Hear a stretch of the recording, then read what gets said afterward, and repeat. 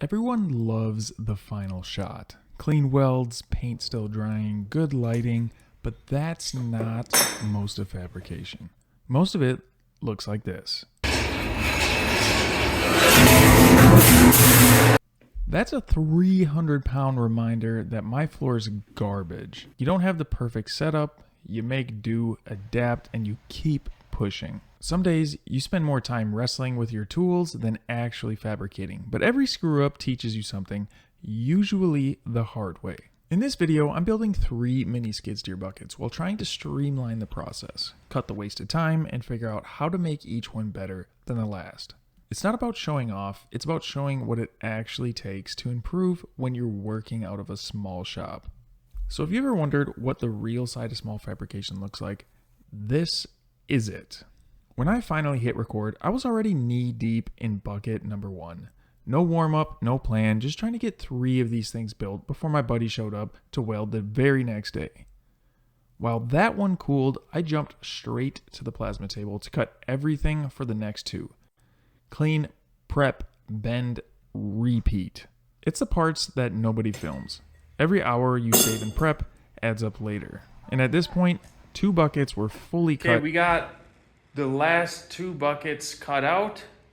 Now I have to tack these up before tomorrow. My buddy's coming over tomorrow to weld up the tacked buckets. Last time it took like a full day to tack and weld one. And I'm really hoping I can try and get these down to 45 minutes a piece with just welding time, if not less. This bucket took me about an hour to tack up yesterday. I'm thinking I can cut that in half today. So let's see what I can do. The next morning, we had a fresh start.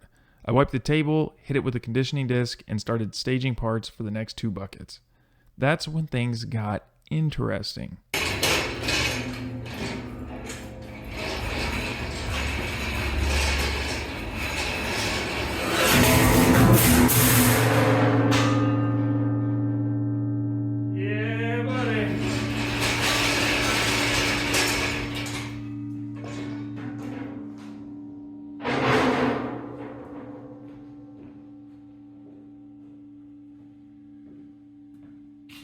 I need better concrete. Yeah, 300 pounds of 7-gauge steel just tested my floor's load rating. It didn't really hurt the bucket, and it actually chipped out some of the concrete. So I picked it back up, set it on the table, and kept going. Once the body's on the table, it's all about rhythm. Line up that cutting edge about an inch back from the body, and that offset gives it just enough bite to hold everything together and keeps each bucket consistent. Next, I clamp down the cutting edge down tight, tack the corners, and start working my way in.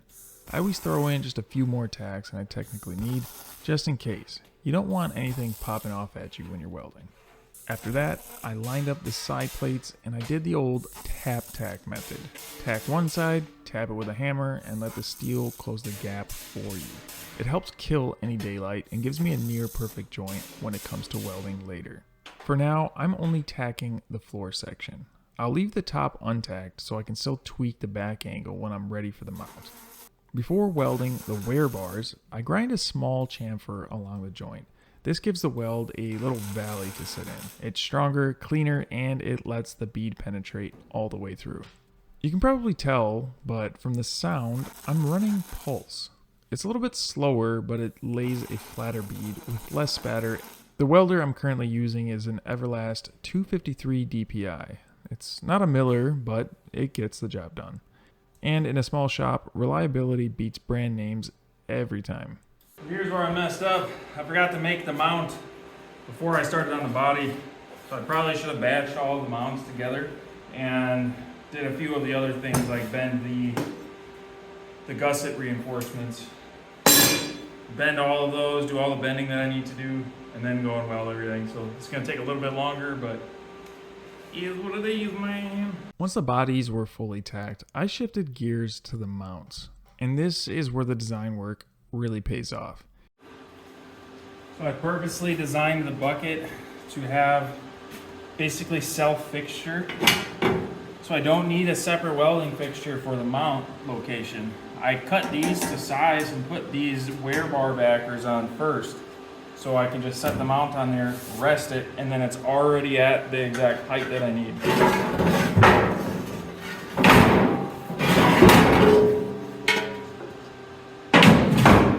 Boom. So now I just need the center. That's one of the best perks about designing your own stuff. You can build accuracy into the parts instead of wasting time building fixtures for them. With the mounts in place, I moved on to the gusset pads. Another little trick that makes small shop fabrication possible. I don't have a press brake, so I cut a relief line about halfway through the bend. Leave about a ½ inch of material on either side and just fold it over with a crescent wrench. It's simple, cheap, and surprisingly accurate for 7-gauge steel. Well, I realized I just forgot to record all that. Anyways, for those of you guys new on the channel, this is how I prefer to do all of my bends. Since I don't have a brake press, I know I could purchase a Swag off-road kit with a Harbor Freight H-frame, but this is how I prefer to do this. We get perfect 90s, and I essentially just have to come back in and fill in the bend line. Why not just weld it out of 2 pieces? Because essentially it fixtures itself. Way easier, I think. And here's the payoff. That's a hand-bent gusset fitting flush against the mount like it came off onto the final welds. These little time savers are what keeps a small shop efficient. You don't need a $30,000 brake press to make clean, repeatable parts. Different about this order is that we got weld-on teeth. Forged tooth adapter that actually gets welded to the cutting edge and bucket body. And then you have a hardened steel crimp-on tooth. These come in crimp-on, or you can get like a, what do they call it, a roll pin. So you just hammer it in and out in case the tooth gets wrecked. This one is a little bit less serviceable, but I bought them already assembled. This bucket is going to a test user. They do a lot of work that requires teeth, I guess. So we're gonna get these tacked up. 6 of them evenly spaced across the bucket. I'm not sure if we need to offset these guys. I might just straighten them out, but yeah, that's fine. Okay, I'm going to show you guys how I typically lay out spacing. This is just kind of how I think about it. Typically, I set my outside spaces because my outside teeth first, because they just butt up against the side walls. But basically, I'm going to measure center to center distance. Is going to be 40 3/4 of an inch. 40 3/4. That's our total space that we need to account for. 40 3/4. Can't read that very well. And then I have my teeth. It's kind of what it's going to look like. And rather than counting the teeth, you want to count the spaces in between the teeth. So if you're doing a weld, you want to count the spaces in between the welds. So let's say I have 5 welds. 1, 2, 3, 4, 5. These are my stitch welds. I want to count the space in between them. 1, 2, 3, 4.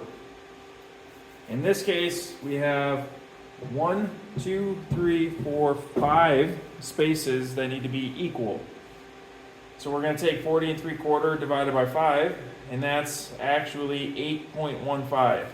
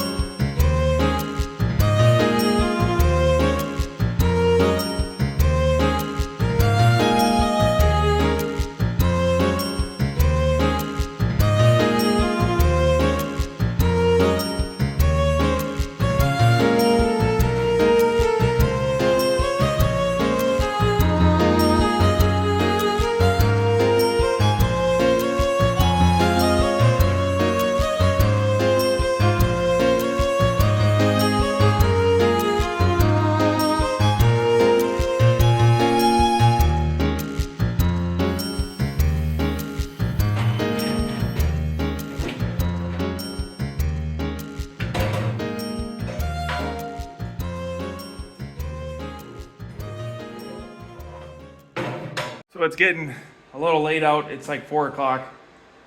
Man, it takes a long time to weld these things. So we've been at it since 7 this morning, welding, tacking a little bit, and just trying to get things organized and get a system down in place.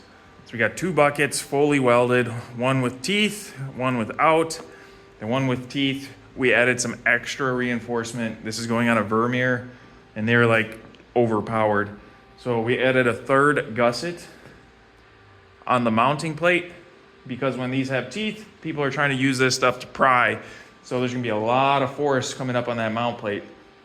So 3/16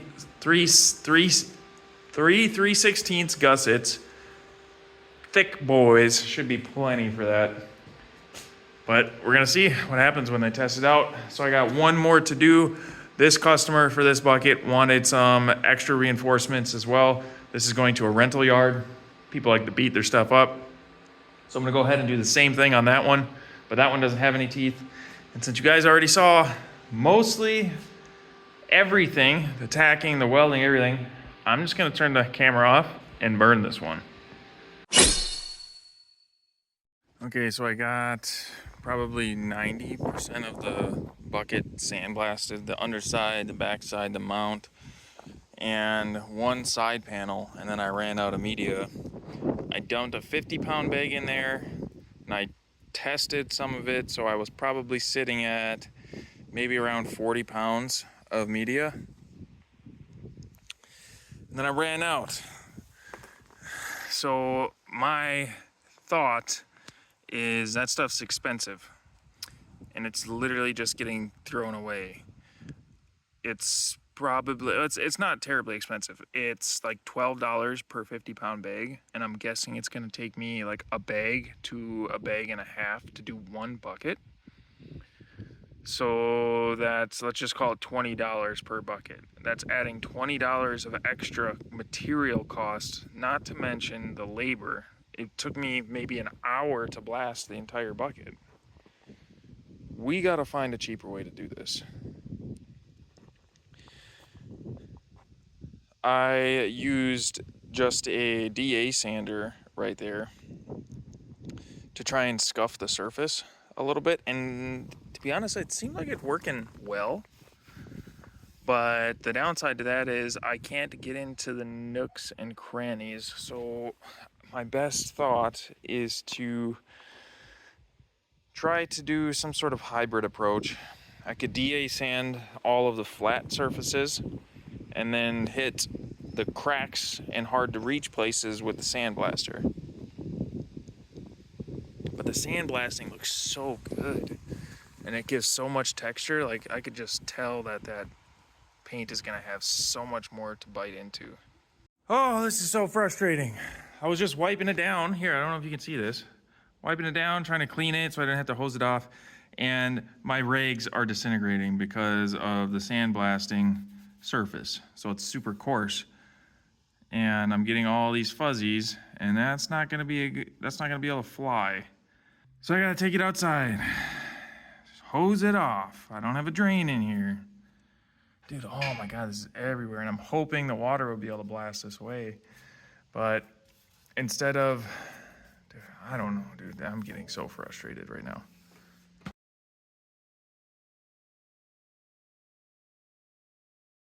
So I just had a realization of how difficult this process actually is. Moving around these buckets that are 225, 300 pounds just by hand is a struggle in and of itself. Not to mention the finishing work, the paint that needs to be done on it. In order to get like a decent paint job, I've been trying to sandblast it like I just showed you guys, but that's a headache. It's messy, dirty, expensive. I gotta move the parts in and out of the shop so I don't get sand everywhere. I have a gravel driveway. I can't take the cherry picker on the gravel driveway. Yeah, just kind of feeling a little bit down about the whole process. I don't have a paint booth. I don't have a powder coat system set up. I got a Harbor Freight paint gun. I'm trying to do the best I can with all this. But I just looked up like used fork trucks probably sitting around between 3 and like 6 grand. But for me to be able to afford one and justify that, I have to sell, well, each one of these buckets probably $400 to $500 in profit. So do the math there. It's like 5 or 6 buckets in order to be able to just afford one fork truck. This is going to be a struggle and a half. But that struggle and a half is for tomorrow. Let's get at least this one painted. These other two, I might still sandblast them. I'm completely out of media, but I really like the sandblasted finish, and I think the paint's gonna stick to that way better. This time around, the paint was literally fighting me every step of the way. My first attempt, I actually never fully screwed my paint hopper on and ended up leaking and spilling paint everywhere. Then I tried to clean it up and I got paint on all of my rigs, which in return got on my hands and started touching everything, and it was just pissing me off. Needless to say, I eventually got everything in place and was able to spray just fine.